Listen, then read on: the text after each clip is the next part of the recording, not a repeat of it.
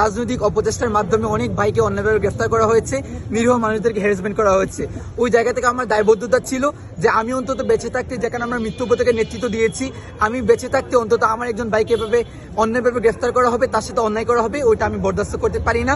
ওই জায়গা থেকে আমি ওইখানে গিয়েছিলাম এবং কথা বলে এক পর্যায়ে ওনারা আমাকে ইরিটেট করেছেন প্রশাসন কর্তৃক। ওই জায়গাতে খানিকটা আমি নিয়ন্ত্রণ হারিয়ে ফেলে এবং যেটা স্লিপ অফ টাং হয়েছিল ওইটার জন্য আমি দেশবাসীর কাছে দুঃখ প্রকাশ করেছি এবং স্পষ্টত আমি আমরার মাধ্যমে সমস্ত আন্দোলনকারী সত্তাকে বুঝিয়েছিলাম এবং আমি তাও বলেছি, আমরা তখন সেটা বুঝাতে চেয়েছিলাম যে যখন বিক্ষুব্ধ জনতা 9 জন ভাইকে হত্যার প্রতিবাদে বানিয়াচকের বিক্ষুব্ধ জনতা আত্মপ্রতিরোধ গড়ে তুলেছিলেন, ওই জায়গা থেকে আমরা হবিগঞ্জ সদর সহ বিভিন্ন থানাকে আমরা নিজেরা পাহারা দিয়েছি রক্ষা করার জন্য সরকারি প্রতিষ্ঠানগুলোকে।